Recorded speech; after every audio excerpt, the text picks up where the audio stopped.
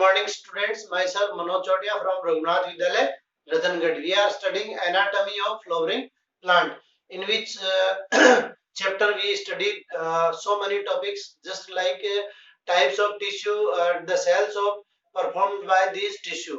Now we have to study the internal structure of root, stem, and leaves. In which I told you earlier that we will study only differentiation between root, monocot, dicot, and difference between dicot and monocot stem, and difference between monocot and dicot leaves. So I can write monocot root and dicot root, difference between monocot and dicot root. So you have learned them.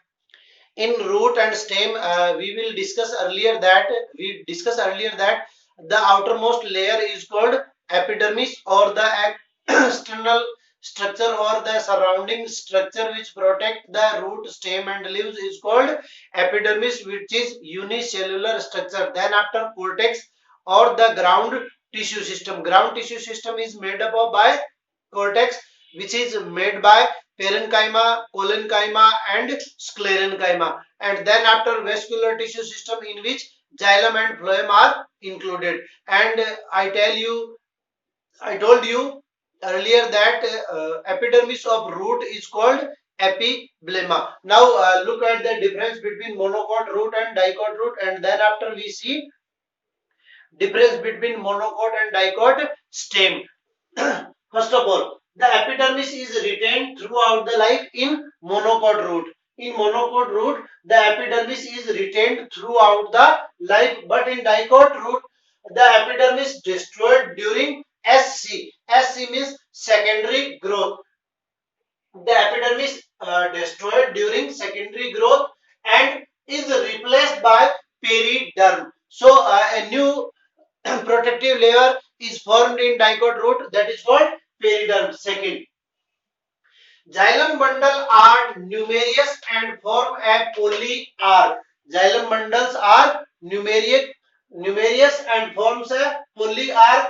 Xylem bundles vary from 2 to 6, means 2 to 6, and form diarch, triarch, tetrarch, pentarch, and polyarch. So you have to remember, xylem bundles vary from 2 to 6 and perform diarch, triarch, tetrarch, pentarch, and or polyarch. Third, xylem extend in the form of rods around the pith. Xylem extend in the form of rods around the pith. But in dicot root, xylem forms a solid cylinder at the center. Xylem forms a solid cylinder at the center. Fourth, pith is large and well developed. In dicot root, pith is small or absent.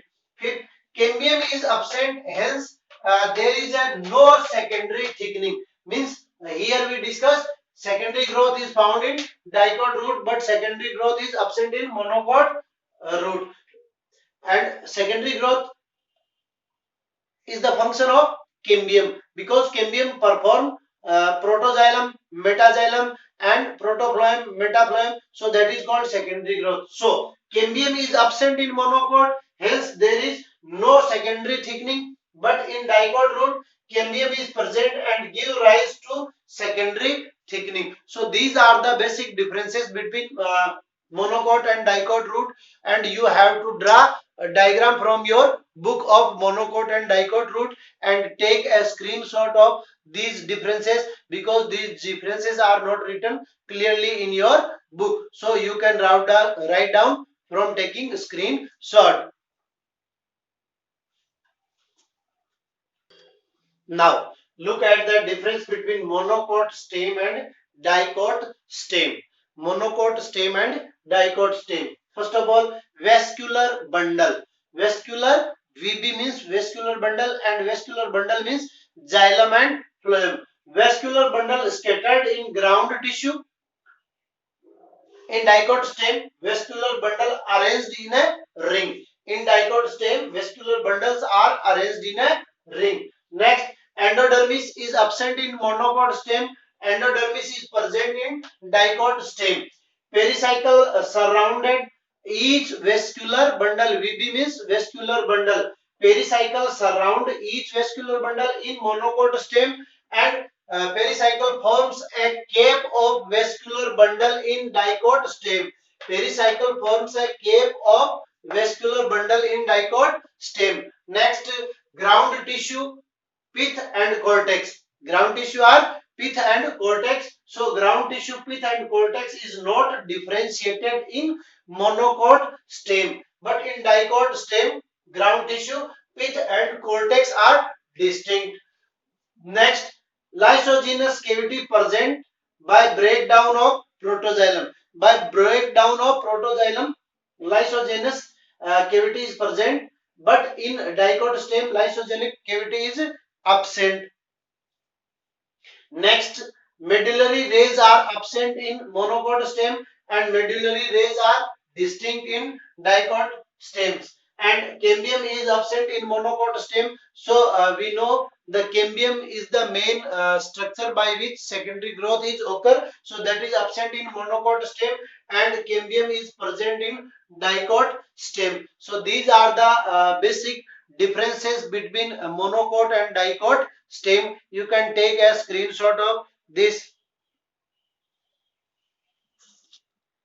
So these are the basic differences in monocot stem and dicot stem, and earlier we study difference between monocot and dicot root. What happens? Listen carefully.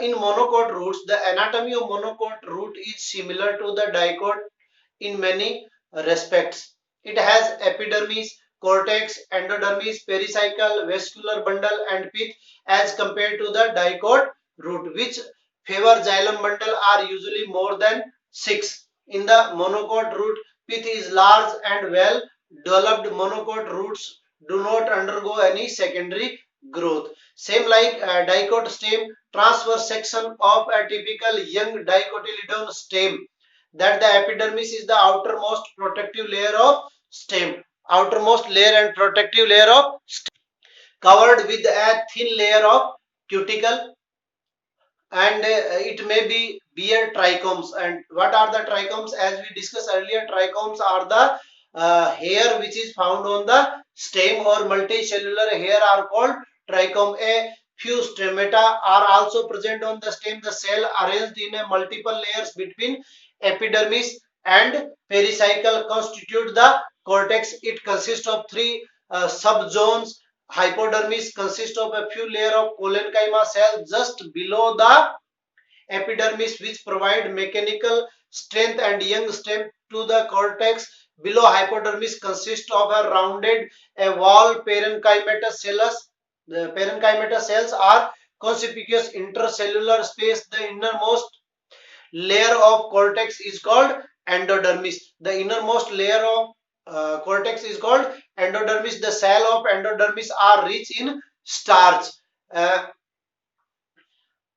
resin, and layer is also referred to starch sheath. Pericycle is present on the inner side of the endodermis and above the phloem in the form of semi-lunar patches sclerenchyma. In between the vascular bundles are arranged a few layers of radial pellets through parenchymatous cell, which constitute medullary rays. A large number of vascular bundle are arranged in a ring, and ring arrange of vascular bundle is a characteristics of dicot stem. As we show, vascular bundle are arranged in a ring. So these are the structure of dicot and monocot root and stem, which you can draw the diagram from your book. So today we completed monocot root, monocot stem, and dicot stem. Thank you.